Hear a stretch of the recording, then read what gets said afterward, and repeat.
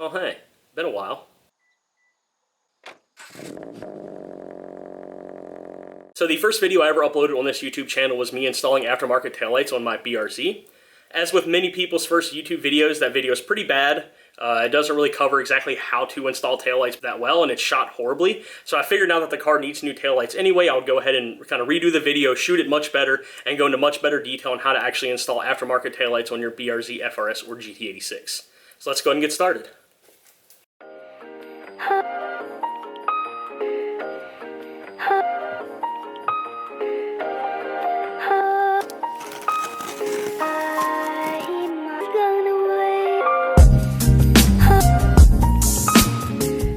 So these are the VLAND, pretty much like the facelift taillights, but have a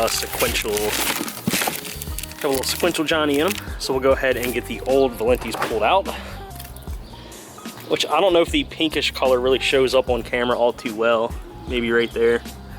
Yeah, definitely a little sun faded. So time to lay the little girls to rest.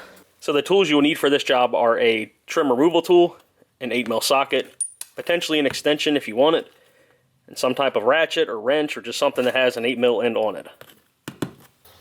So the first step to replacing your taillights is you need to go ahead and remove a little bit of the trunk liner using either a trim removal tool or a flathead screwdriver with like a little electrical tape to kind of protect stuff.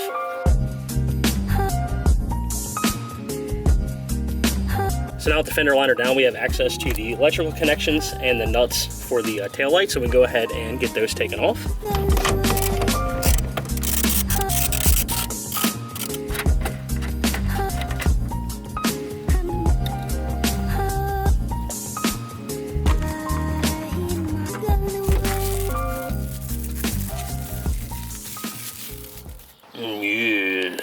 How to repin 86 taillights in under 2 minutes. Start the clock. Say you got some sick aftermarket taillights. You get them slapped in and realize your brake light is a turn signal and your turn signal is a brake light. Panic sets in. The fear of returning online purchases begins to consume you. Not today. See, you got shipped a set of taillights pinned for a different market. Either you got USDM taillights in, say, Japan, or vice versa. The FT86 platform taillight features a 4-pin connection. This crack team consists of Mr. Black, our ground, or Earth for my Euro friends. Power, Mr. Red. Turn signal, in our case, Mr. Yellow. And finally, Mr. Green, our brake indicator wire. If you connect your aftermarket taillight and your turn signal activates your brake lights, you need to swap these two wires. The color of these two wires can change depending on manufacturer of your aftermarket taillight. However, Mr. Black and Mr. Red should always remain the same. Using a small flathead screwdriver or pick tool, remove any clamp the connector may have. In my case, we didn't have one to deal with. Looking directly into the connector, below the pin you will find a small tab. This small tab needs to be pried away from the pin using your trusty tool. Once you have the little tab pulled away, you can pull the wire and pin away from the connector. Once you have successfully removed both pins from the connector, you can now swap the two. Push the pin into the connector as far as you can, and then using needle nose pliers, pull the pin into the connector until you can feel or see the little tab holding the pin in place. Now test your newly repinned connector using your hazard indicators. If your turn signal is doing what a turn signal does when it's a turn signal, you've successfully repinned your taillight. Alright, so now that we got the taillights repinned, we can go ahead and get this one put in.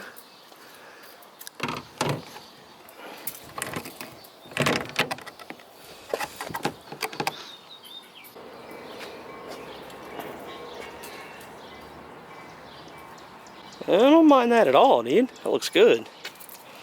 Okay.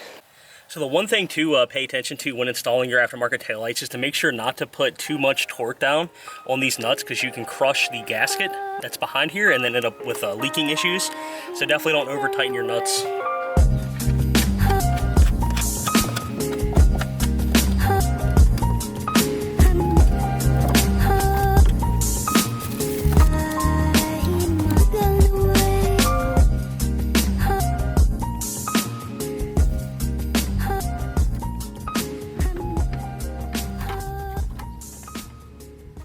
So before I actually slap this thing here, I'll make sure my repin went successful. See if this is actually a turn signal.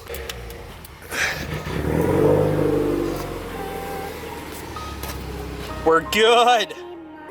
Nice.